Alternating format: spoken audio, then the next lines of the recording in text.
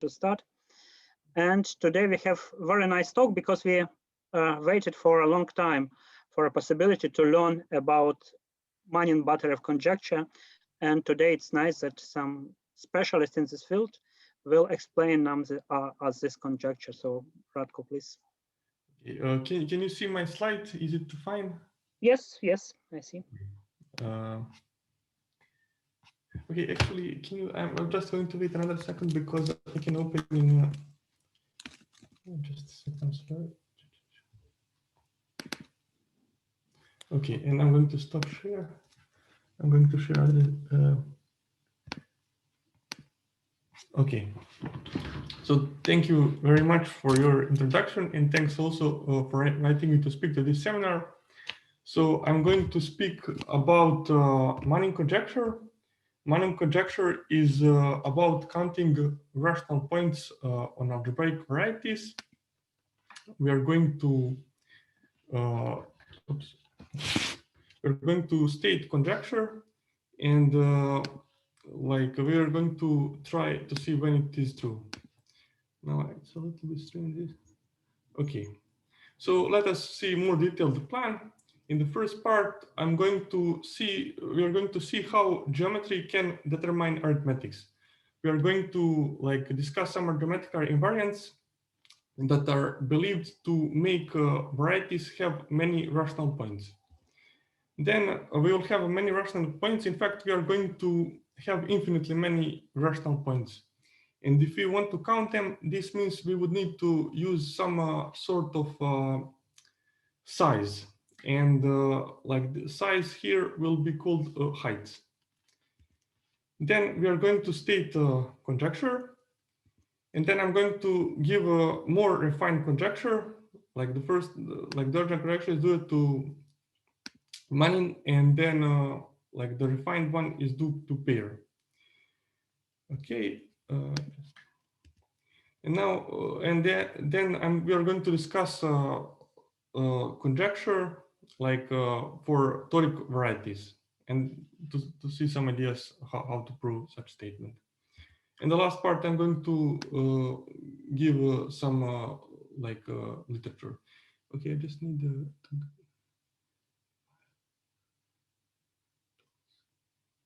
Comment. Okay. So all the time I will be working over the field Q. Much of the results can be stated for any number field, but for Q it's more simple. And so we are going to have an algebraic variety, okay, X. Firstly, let's see what happens in dimension 1. So if dimension of X is 1, then the variety has, then the curve has a invariant called genus. Genus is obtained by taking complex points, and you get some topological object, and you count the number of holes. So it's a non-negative integer. If it's bigger than 1, then this situation is covered by Falting's theorem. Falting's theorem is a famous result that says if curve has genus at least 2, then the number of rational points is finite. It was a long time open question, and it's solved in 83. And then in the situation when g is equal to 1, our curve is an elliptic curve. And elliptic curve, I will just quickly recall that this is okay.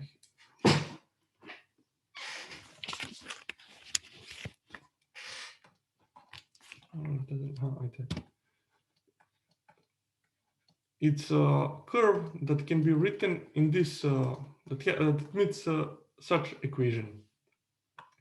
And what's interesting about elliptic curves, they are their rational points form group, and moreover, it is a finitely generated abelian group.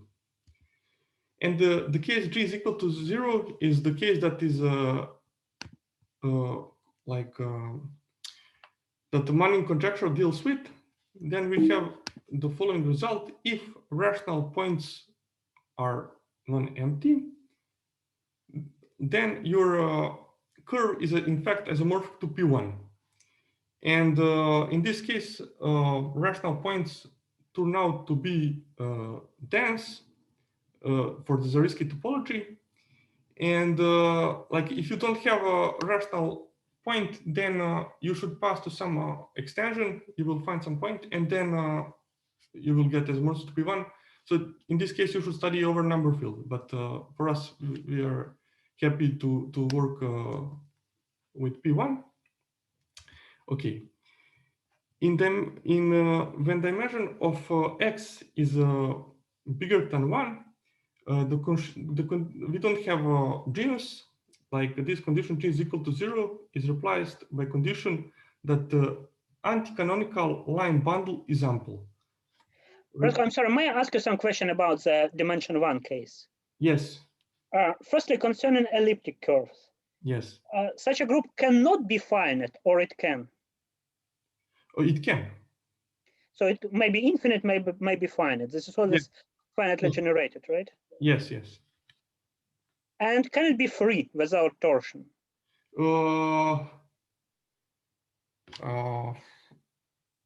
I'm not sure. I'm not very working, so I cannot say yes or no. Okay, and concerning the last case, x is P1.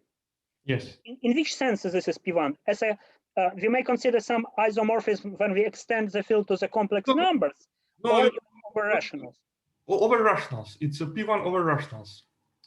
Like we consider scheme P1 over defined over Q.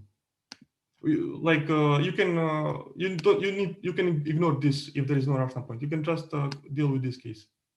X is equal to P1. And if it's not P1, then there are no rational points. Yes, but what can it be? What can be this curve? So when I speak in the scheme here, the theoretic language. So like maybe it's over C, it's P1, but over Q, you cannot find isomorphism with P1. It is conic then. If it is genus 0 and then isomorphic to P1 over C, then it is conic. Yes. I mean, it can be written as a conic equation. Yes. Okay, thank you very much. Clear. Thank you. So like x squared plus y squared equal to -1. Yeah. Yes, you don't have points over this scheme does not have Q points. Okay, so let us continue. Okay, so I was saying this condition g is equal to 0 is replaced by a condition that anti-canonical line bundle is ample. Okay, and why is this generalizing this situation? Because like on curves, like normally you can calculate the degree of the line bundle, and if the degree is positive, then the line bundle is ample. And the degree of canonical divisor, the anti-canonical divisor is minus 2g, and you can see that this is precisely like the case here. Okay, now I'm going to define heights on the projective space. So heights are a way how to measure arithmetic complexity of a rational point. So we define, in the case of Pn, we take a rational point. What does it mean? It means that on Pn you have these homogeneous coordinates. It means that you can take x0, x1, xn all inside of Q. Okay, in homogeneous coordinates, you can multiply by some integer. It's going to represent the same point, and you can multiply by something divisible by the least common multiplier of the denominators. These are rational numbers of all denominators, and you are going to get them inside of Z. Okay, and once you get them inside of Z, if they are not coprime, you can divide them by the greatest common divisor. And then the resulting coordinates are coprime. So like for every point, it can be represented by coprime coordinates. In this case, we define height to be maximum of absolute values of the coordinates. Okay. And now why heights are useful?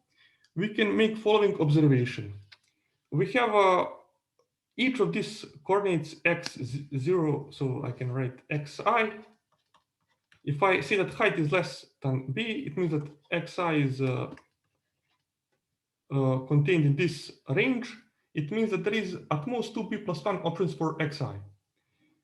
Consequently, there are no more than 2p plus 1 power n plus 1 rational points on with height less than b. Okay. And the Manin conjecture is concerned with the asymptotic behavior for this number, like for the number of points when the height is less than b. When we let the b goes to infinity, and we try to find the asymptotic behavior for the number of points having height less than b. In the case of Pn, of course, this is well known. It's known since 60s. I wrote our varieties over Q, as I said. So, like this is true. Like the number of rational points that have height at most b is asymptotically 2n times bn plus 1 divided by zeta of n plus 1. Here, zeta is the Riemann zeta function. And before we will go further, it's not possible to compute this number precisely, only asymptotically. It's very difficult. Like maybe in the situation of Pn, you can say a little bit more, but in general, you cannot compute exactly. You're very happy if you find asymptotic, and you can get how good it is. I think in this case it's plus O of B log B, something like this. Like it's and we are very happy if we find this asymptotic. And do you plan to explain us this asymptotic formula? I'm going to give some motivation. Yes, why we have, for example, zeta or something like this. Okay, thank you. Okay, and some very simple application, probability that two numbers are coprime is that are in the range. Maybe I should have written the range 1 from b when b goes to infinity is 6 over pi squared. It's 1 over zeta of 2. And what does it mean? They are coprime. Like if you have a rational point q, if you have a rational number, then it has two coordinates m and n. And basically, like if they ask them to be coprime, basically you are counting the coprime integers. Okay. So now I'm going to define this probability. It was not it was asymptotic because b tends to 0. Okay, yes, you're right. I'm sorry. I should have said probability for b large, like it tends to this thing. I see. Yes. Probability that m and n are coprime, and m and n chosen in the range 1 from b for b large. Okay. Now, was it clear? Should we understand why it is an application, why it follows from this asymptotic or not? Yes, because like a rational number on Pn of q, like a rational point on Pn of q, it's given by the pair of integers that are coprime. And this is when n is equal to 1. So you get zeta over 2, and you have, okay, I didn't want to spend time. So here you get when n is equal to 1, so you get 2, 1. But you should also see that that the point that you have something like mn, and you have minus m minus n. You count twice.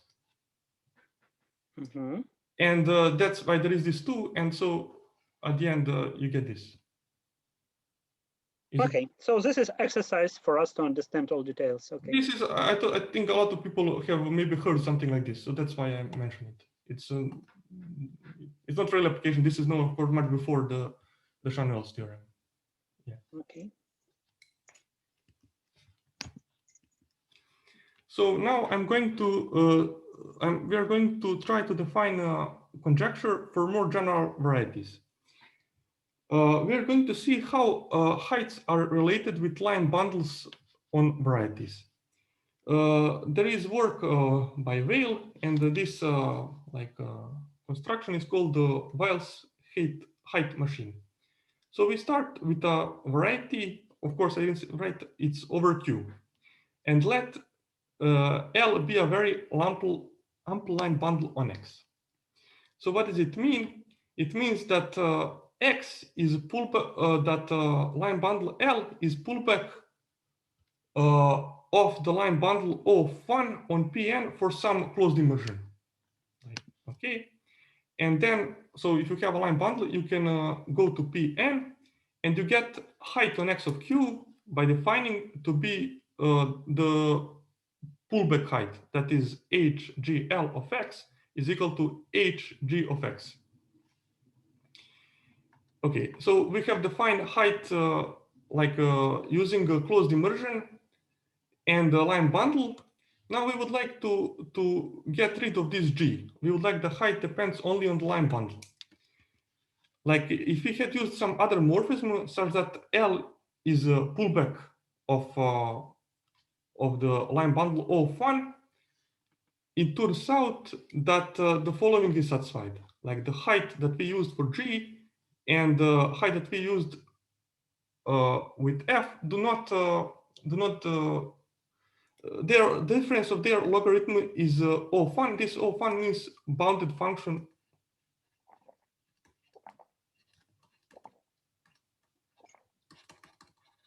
on X of Q. So we see line bundle defines height on variety up to bounded function in this sense. Okay. Excuse me, and do you mean that n and so the embedding in Pn and by F and by G can be in different n? Yes, and, yes, okay, you're right. Yeah. Yes, you can get this also for if you use different n. Yes.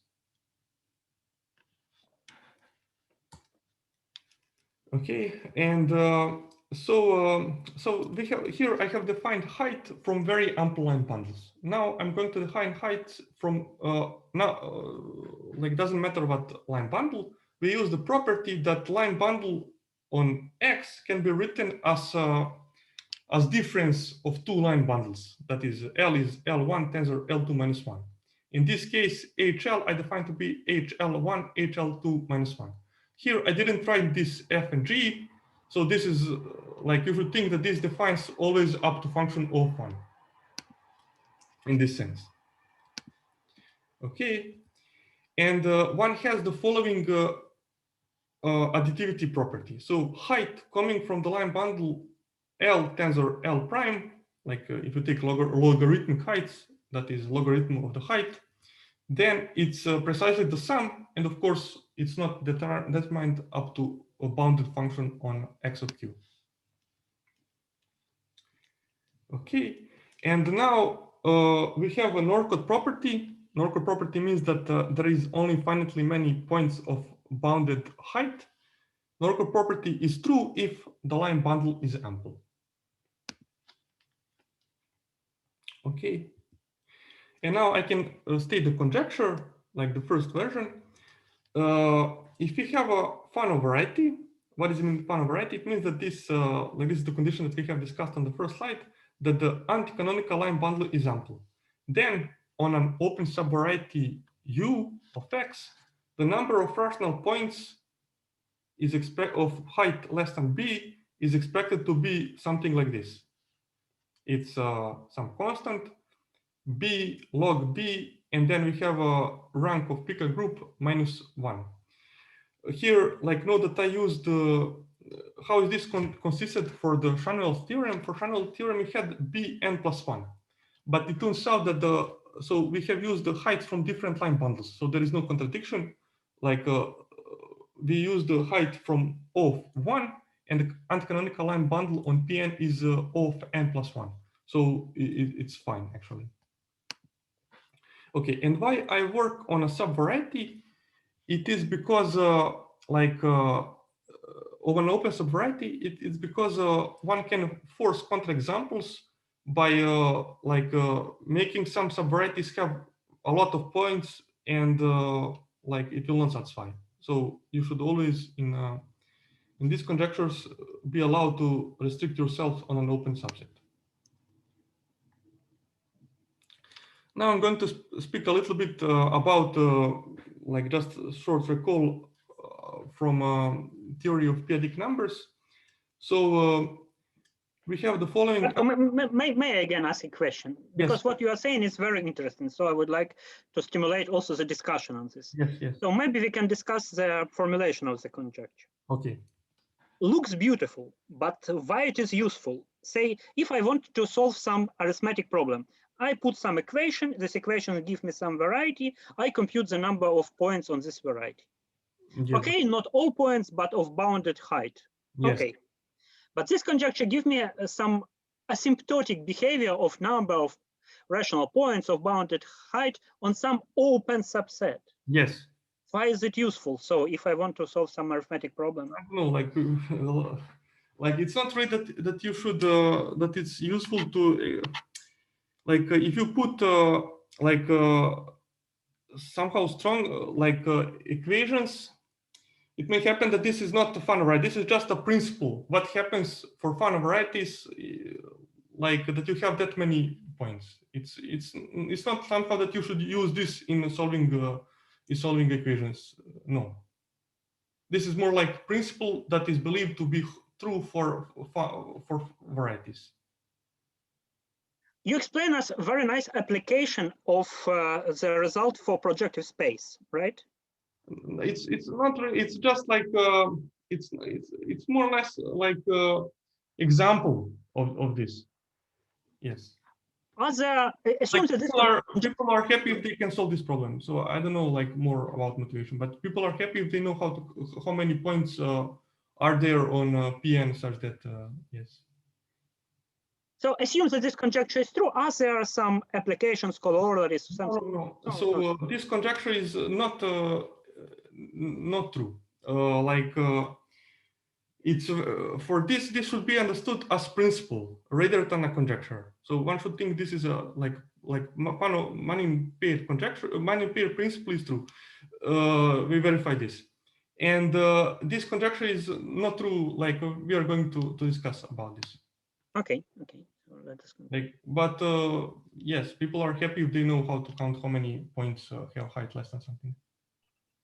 Yeah, but in very general setting, I think that this asymptotics for number of some rational points was used, for example, to prove Mordell-Weil conjectures. So. No. Like Mordell-Weil conjecture is Falting's conjecture, Falting's theorem. No. I mean just the very simple statement about the elliptic curves. So that you have like a proof based on the theory of Heisht. Right? No, I think like Mordell conjecture is different. Like it's different station. Like there was like 3 stations. Like, and I just was on the first slide explaining in what situations are we interested. Yes. Okay. Okay.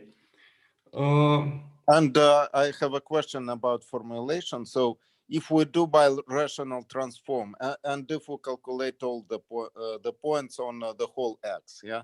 So if you do by rational transform, so like we blow up a point in X, yeah. So how drastically will this estimate will be changed? I mean, can we write down the corresponding estimate for projective space of dimension n-1, for example? I mean, to compare with this estimate. So for projective space of dimension n, yes, n-1. It's going to be the same. This n-1, yes? Yes, and n-1 is going to be the same because the rank of picker group stays the same. Okay. Yes, but when you do such things, when you go from variety to variety, you should be very careful, like what happens with heights, like because it can change a lot, and yeah. Yeah. So if you blow up, your rank increases. Yes. Yes. And this results in adding points in this hyperplane. Yeah. So. Yes, but like the behavior height may be very different. I don't know. I think like you have variety, and you would like to understand how many like rational points are there. So we are maybe not that focused on what happens when you pass from variety to variety. Okay. Okay, let us continue. Okay, so now I'm going to try to I discussed about we've seen this like version. We didn't say anything about C, and now I'm going to give some motivation about C.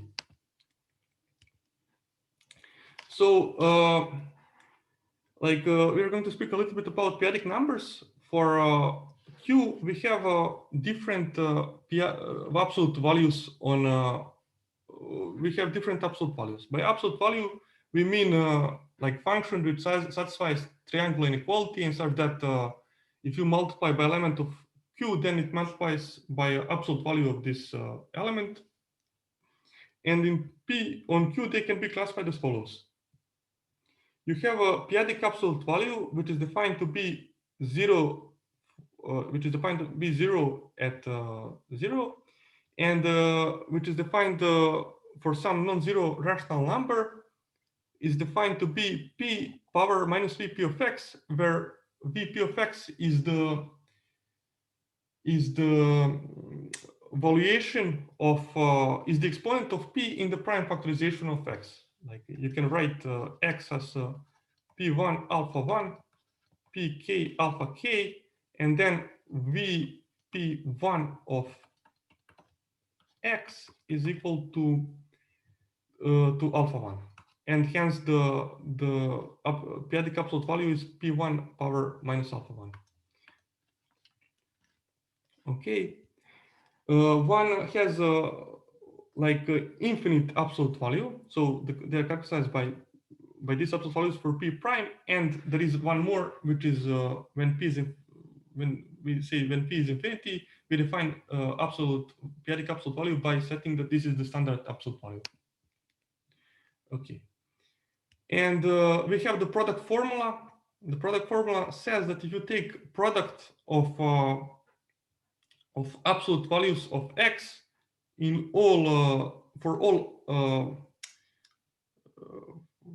for all absolute values, then you get 1. This is also very easy to see, because if you have that x is let's say p1 alpha 1, pk alpha k, alpha I are integers, then like for p not in this set p1 to pk, periodic absolute value of x is 1, because the valuation is 0. And for p here, like you get each time p1 minus alpha 1, pk minus alpha k for finite, and then you multiply by the absolute value of x, that is x itself here, which is precisely 1. Okay, and now these periodic absolute values, they define a structure of metric space on Q, simply by saying that distance between two elements of Q is given by the periodic absolute value of the difference. Like this metric space is not complete, and one introduces completions QP that we call set of periodic numbers. And this as abelian group, this is in fact filled, but as abelian group it is locally compact, and it has a compact subgroup that we call periodic integers, and that is given by the elements of absolute value less than 1. Okay, now we are going to define a structure of topological space on X of QP. So we have a QP variety X, and we are going to define topological space, structure of topological space on X of QP as follows. So firstly, X can be written as union of UI, where UI are affine.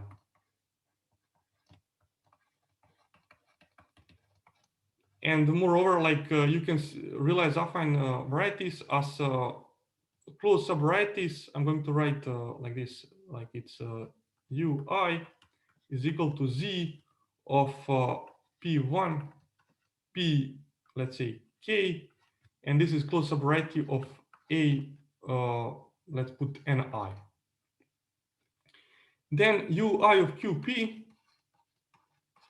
this is the set of solutions. I'm going to write like this. No, I'm just going to write, it is a set of solutions X inside of A Ni of Qp, which is precisely Qp of Ni, such that P1 of X is equal to Pk of X is equal to 0. Now, once we are here, so we have topology on Qp Ni. It's the topology of Qp, and you take the product topology. So, like this is closed subset, so you can take the induced topology on Ui of Qp. And now we have we can write X as follows, as I said, and then X of Qp is U union of Ui of Qp. And here you have gluing data, because you need to see how to glue these affine varieties. And you can, like, from this, you can define gluing here. And this is how you get that this is the topological space, X of Qp. This topology is functorial in the following sense. If you have a, like, morphism of varieties, this, let's call it phi, then the induced map Qp, X of Qp to Y of Qp is continuous. Once X of Qp and Y of Qp are endowed with the natural, with the topology that I have described. And it will take open immersions to topological open immersions, closed immersions to topological closed immersions. Then it will preserve fiber products. And there is some other properties. And the P1 of Qp, like you can write P1 as union A1, and you can glue over this A1 minus 0. And you get that this is topologically precisely 1-point compactification of Qp. In the case P is equal to infinity, that is Qp is equal to R, P1 of R is just a circle. Okay. And what is more interested, like if you have a line bundle on X, then L of Qp to X of Qp is a topological Qp line bundle. Like topological line bundle, it means that at each point of topological space, you have fiber, which is one-dimensional Qp vector space. Okay. And now I'm going to give another definition of height using line bundles. This definition is due to Jung in his proof of Bogomolow's conjecture in 1995. So let X be a variety over Q. Here we are working, we take variety over Q. Okay. And if we have a line bundle L over on X, then you get infinitely many topological line bundles, as we have seen in the last slide, like L of Qp to X of Qp. So from line bundle, you get infinitely many line bundles like this. And then we are going to endow each of these line bundles with a metric.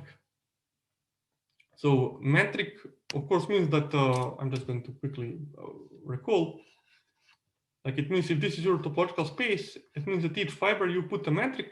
And of course, if you have a section, then you want that X, that map, that if you have section S, you want that map that goes from, that associates to X, S of X is continuous.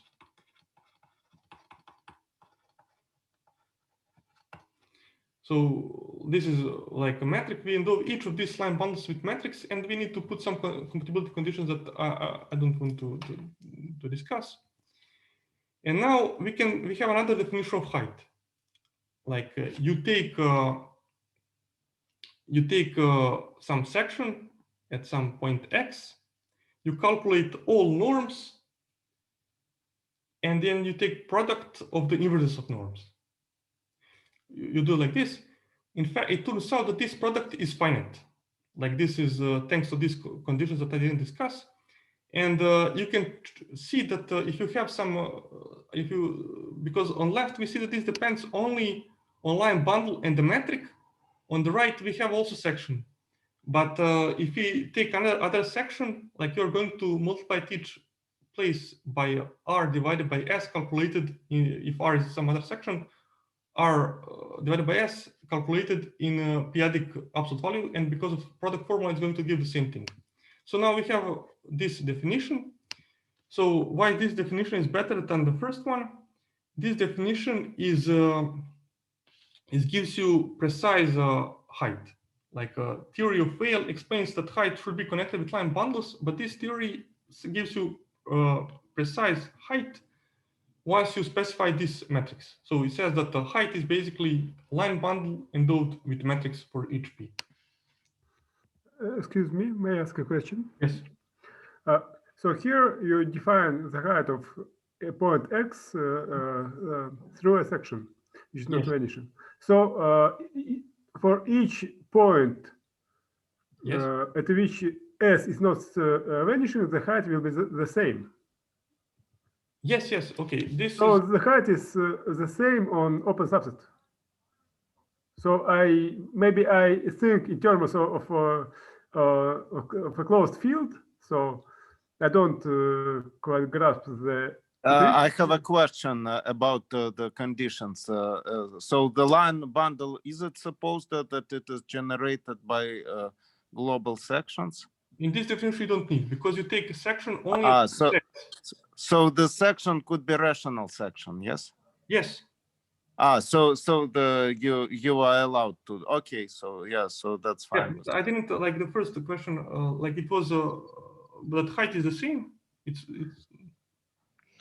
I just.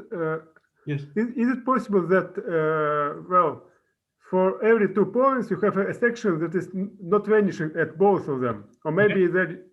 No, it's not possible, but you can just. No, this section is chosen in S is chosen inside of L of X, and if you have a point, right, okay, okay, L of X small. Okay, I understand. Thank you. Okay. Okay, so we see that now height is like line bundle plus this collection of matrices. Okay, and there is some more things that I need to say before giving the conjecture given by Peyre. So we have seen this as topological space, and now we are going to see this as a measure space, like we are going to endow it with a random measure. So this QP is a locally compact abelian group. I said this, and we can pick a hard measure, and we can normalize with this condition. The xp of zp is equal to 1. Zp is a compact open subgroup of qp, so you can do such things. So we normalize this measure. We can also normalize the infinity measure, for example, by taking the Lebesgue measure. And now if we have a variety over qp, okay, and the anti-canonical line bundle on X, you get these topological line bundles as we have seen. Okay, here I have written X of QP. Yes, I missed QP. And this like induces a random measure omega p on X of QP. Like if you have a metric, like what you do, like you take a point, you take local coordinates, and then like this becomes an open subset of QPN, like locally. And then you take this measure, the x1, the xn, and if you take a section, and you do something like this. It doesn't really matter the construction, but what is important, like this generalizes the standard work for R, like you can define measures. Okay, and now because of this condition that I said, like I said, we choose matrix for each place, but I require some compatibility condition. This compatibility condition like enables me to calculate the volumes. And now when we calculate volumes, we see that this local part of zeta function arrives. Okay. And now, so we have a local measures. When I say local, I mean on X of QP for each P, and Peyre defines measure on this infinite product. It is not really the product measure because it's not going to converge, but there is some procedure what one can do in order to get a random measure on this infinite product. Okay, Now, I'm sorry, and how read-on measure is used on apps of QP? can you speak louder? I don't hear. I'm sorry. How is read-on measure omega p induced on x of QP? How to measure, like if you have a, like this is a like construction, like if you have a metric on the anti-canonical line bundle on a periodic manifold or a real manifold, then you can get a radon measure on omega p. Like the construction for now is not very important now. Okay, thank you. Okay, but it's important that if you have a metric, then you can get the measure. And this, like as you do integration on manifolds, you can do integration with measures. Yes. And I don't understand the formulation about for all in the case of Pn for almost all p. So how can it happen that for p it is not this number? I mean, like you choose metric. Like I said, height is a choice of metrics, but there is one condition, which is basically for almost all p, you give precise metric. And once you give precise metric, you can calculate. But you don't give it all the time. You don't give for all places. I see. Thank you. Okay, so we have a measure on this infinite product. Okay, and now let's see what happens. So we have seen that.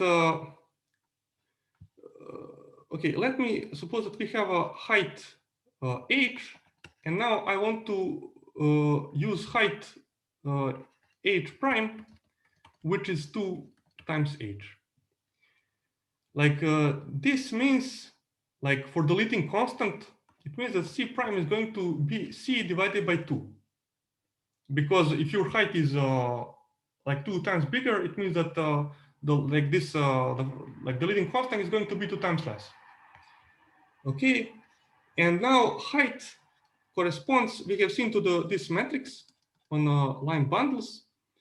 But if I change height, like it means that I have picked place P, because height is, okay, I'm just going to write firstly, height is the product of matrix -1.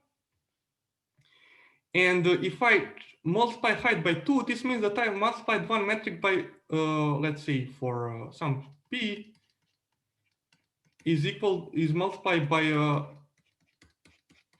1/2 because of these inverses. And this turns out that this volume of x of QP is 1/2 it was, like omega p prime. Like once you like do this, you get that this is 1/2 it was. So we obtain that this volume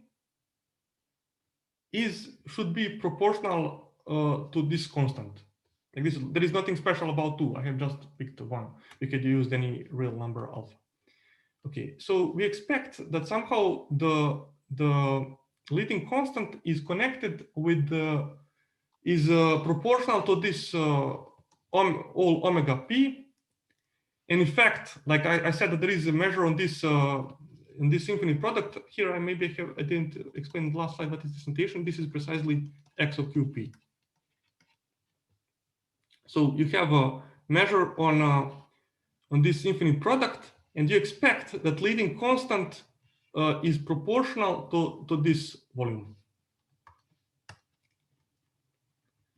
Okay, and the exact fact of proportionality can be also conjectured, and it's connected somehow to the location of this anti-canonical line bundle in the amplicon of the variety. We set alpha v, and in the case of Pn, one can explicitly calculate this. It's going to be 1 over n plus 1. And now we have we have a better conjecture, which says, which is also conjecture, like thanks to this, that we have also conjecture of the leading constant. Yes, and okay. Unfortunately, like this version admits counterexamples. In general, one should replace open subvariety with some complement of thin set. It's not very important. Like we are like happy if we can like study on PN. And okay, and let's see there's some like when it is true. And maybe some words about counterexample. Who produced first counterexample? The first counterexample of this version is introduced by Le Redoulier. It was a PhD student of Chambert-Loir.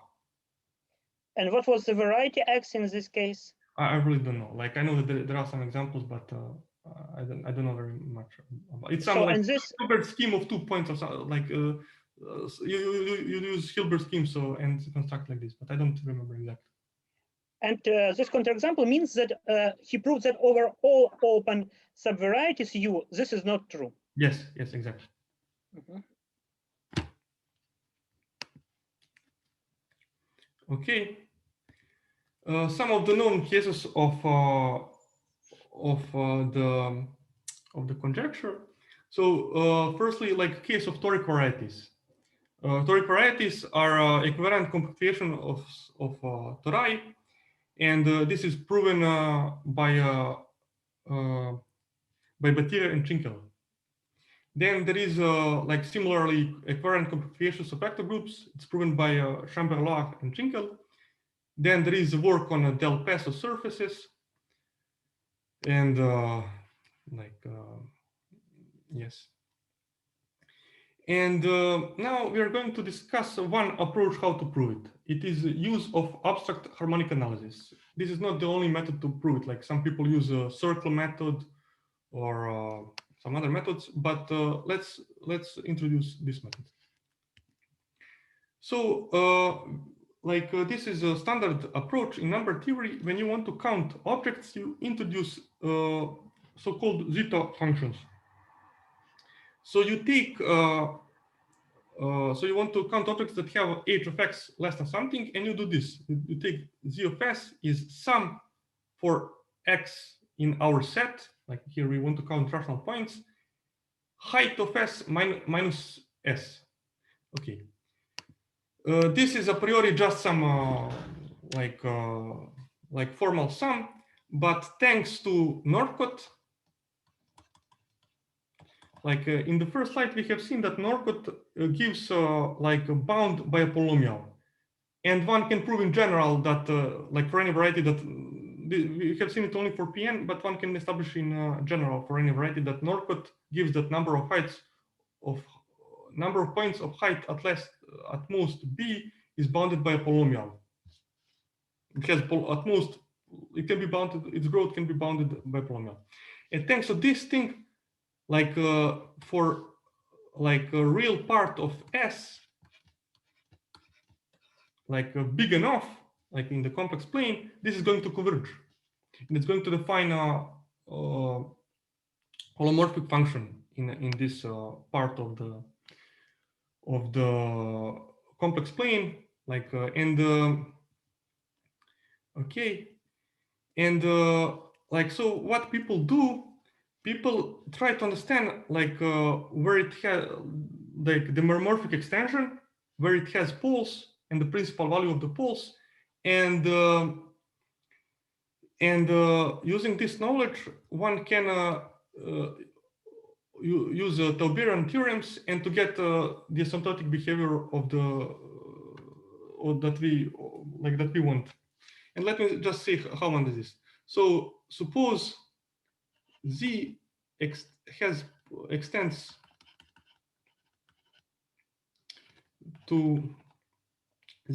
to some half plane, extends meromorphically to some half plane in C, and with pole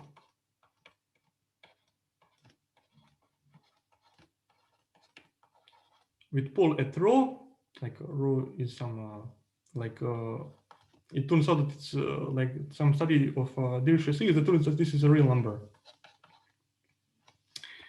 Okay, and let R be the order of the pole.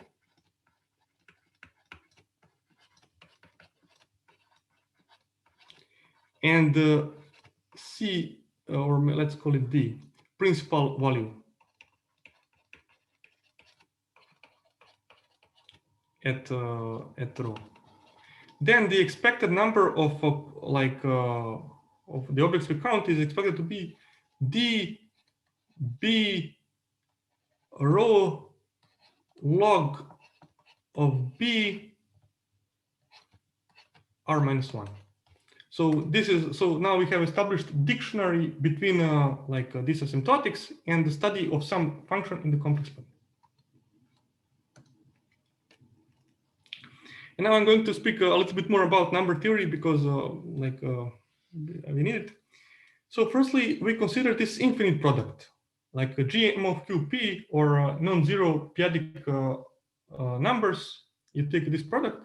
This group, in fact, is too big for purposes of abstract harmonic analysis because it's not locally compact. This one here is locally compact. And let me explain what does it mean. It means that I take xp, p inside of this product. I'm going to write qp like this for the GM of qp, such that for almost all, one has xp is belonging to GM of zp. And GM of zp, like this, can be characterized by saying that this is elements x inside of qp, such that p-adic absolute value of x is equal to 1. So this is like a sphere in this in p-adic world. Okay, and this group here is locally compact. Now, for every p, we have inclusion of rational numbers in p-adic numbers, and this induces inclusion of rational numbers into this product simply by the diagonal map. And in fact, because for almost all p-adic absolute value of a non-zero number is equal to 1, it turns out that this image lies inside of GM of AQ and is discrete, closed, and discrete and closed subgroup. We can define natural topology here. For now, it doesn't matter. Okay.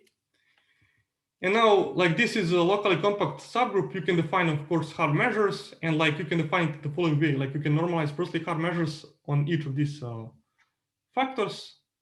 You can normalize, and I'm sorry. I should have put in p and not pi. Sorry. And then, once you normalize these measures, you can take this hard measure on the big is just the product measure. Okay.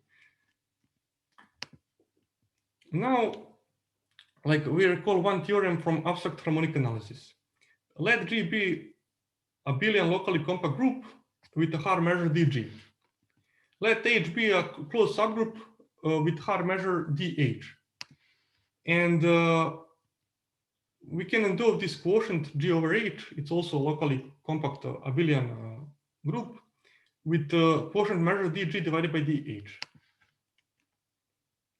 And we have the following result, Poisson formula. So let me say that here, you can think of H is equal to Z and G is equal to R. This is in this way how you get a measure on the circle. And now we have the following result. If we have some L1 function on G, we calculate its Fourier transform with respect to this dg. Fourier transform we see as a function from the dual of G to, yes, as a complex value function from dual of G. And now if you have some assumptions, there are some more assumptions, but I didn't write all of them, then you can relate integral of f on the small group with the integral of the Fourier transform on this on the dual, that is the characters of G that are trivial on H. And here, like this is like one normalization of measure on dual, but it's not very relevant for us how one does it. Okay, so we have this Poisson formula, and let us apply it in our setting. So we are going to count Manin conjecture allows. I'm doing the case P1. Like it's like similarly, one can prove it for toric varieties, but let us do it in the case of P1. We are going to count. We are going to pick the open subset GM1 or contain P1, and then we like modify zeta function. Like it's simply by removing, because zeta function was defined by to be sum over x inside P1 of Q. But let us not think about this infinite point, because like it will not change. It will not change.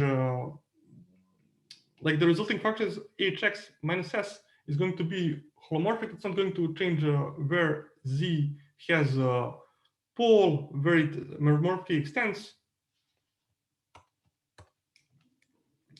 So we have this function, like just some on the rational points. Then, like we have seen this as a subgroup of GM. I'm going to write again on this infinite product GM of AQ.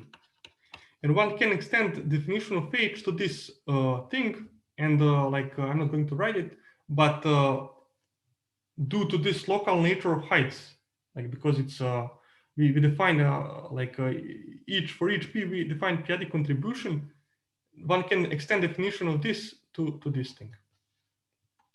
Okay, and now we are in the situation of the theorem from the previous slide. We have function defined on GM of Q, and we have this is the function, and we are going to call. We can study the Fourier transform. Okay, and then the Fourier transform is this infinite transform is the product, because of this nature of the measures. If you remember, I said that mu, the measure on the GM PQ, is the product of measures for each P. Then this, to do calculus here, you do it for every of these QP. And this is not hard to see, not hard to calculate.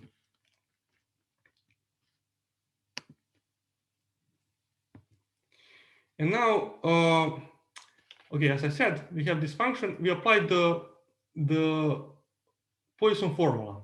So like we have z prime of s, we have this sum, and then we take integral of this is precisely the formula that I have said, and just in our setting. And you get that this is some integral of Fourier transforms. The benefit of these things, that these things are calculable. And the big integral is going to be also something that you can work with. And in this way, you get the pole and the meromorphic continuation of z prime. And as I said, it does not change for z or z prime. And then now you, from Tauberian results, you can get the asymptotic behavior.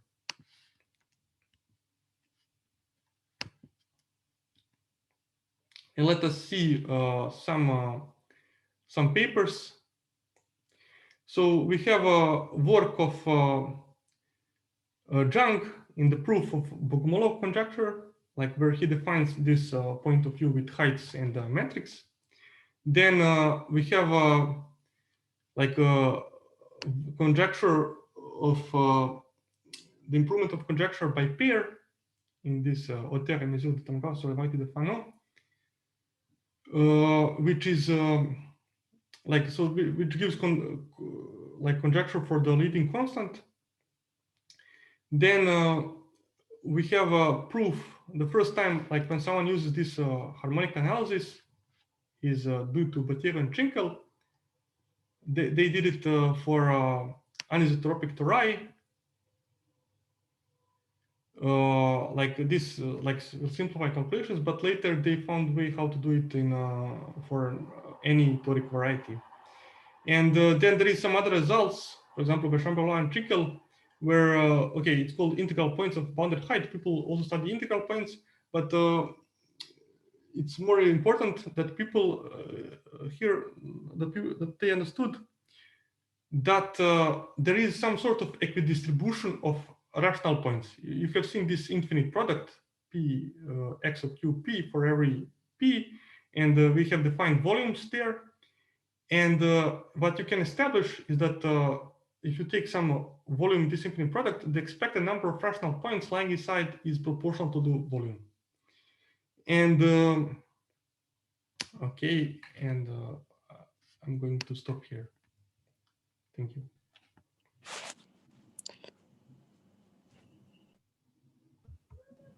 Yeah, so I have a question. So, is there something known about anisotropic groups in general? Like, I don't know. I don't know. I'm sorry, I have another question.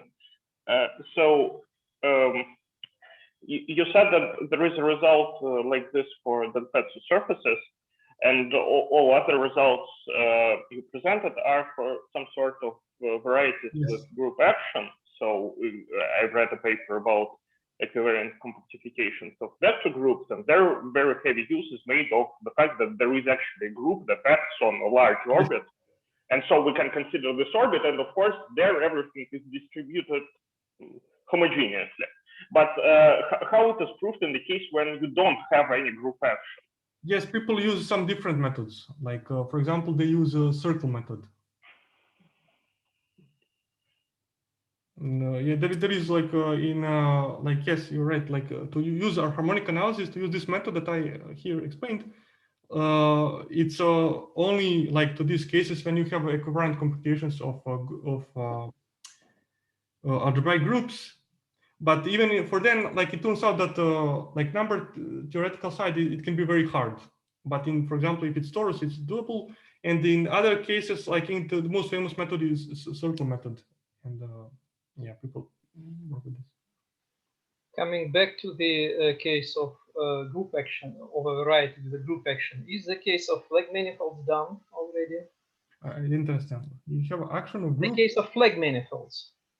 Yes. If a Fano manifold is a flag manifold. I think something is said, but I don't know very much. I think there are some results in this direction.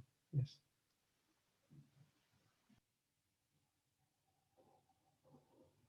Okay, any other questions or comments? If not, then I would like to ask one more question. Ratko, there are so many quite elementary varieties where it's known. And why do you study stacks? Why did you decide to go to such abstract notions? Okay. Like there is one question from number theory, which says how many are there Galois extensions of bounded discriminant? Like discriminant is some way, like some sort of size for counting Galois extensions. And it turns out that these Galois extensions are classified by stacks. So stacks are somehow natural setting. So what we are, when we count Galois extensions, we count points on stacks. And there is one estimate by Weil, which gives, doesn't matter, it is some estimate. But now we have this estimate in the spirit of Manin-Batyrev-Peyre. And we would like to compare this estimate coming from geometry from Manin-Batyrev-Peyre with this people are counting Galois extensions without ever thinking about geometry. So we would like to see what does it give. Yeah. I see. And there are some other examples because people sometimes like to count elliptic curves. How many are there elliptic curves? You can define some sort of height. Like if you know notion, I don't know, Falting's height, but there are some other elliptic, for example, you have y squared is equal to x3 plus ax plus b. This is an elliptic curve. And you can show that elliptic curve admits equation where a and b are integers. Okay, and you can also, it's not very, that you can choose that they are copulent, but doesn't really matter. And now you see that size of this elliptic curve is maximum of A and B where you homogenize this. This is not very important. So like you can define some sort of height on the elliptic curves, and you would like to count how many are there elliptic curves of height something. Elliptic curves are not classified on over Q. Elliptic curves are not classified by a scheme, by a variety, and they are classified by a stock M11. So like you should try to see that, to try to understand the principle here. And it turns out that, for example, for elliptic curves, it's really the same principle, like of Manin, like if you define properly the volume, if you calculate the picker group, and you really get like the good estimate. I see. Thank you very much. Maybe some new questions appear, no? Yeah, I had actually one more question. What you're saying sounds remarkably familiar to works of certain Jordan Ellenberg. Do you know something about him? Yes. I mean, yes, like I haven't I don't know much about his work, but I think we are doing the same thing. Like he also tries to understand like this Weil conjecture and the number of Galois extensions as a case of Manin conjecture. Yes. Yeah. Thank you. Yes, exactly. That's the same. Okay, if there are no more comments and questions, then let me thank Ratko a lot for his clear and quite understandable talk. Thank you very much.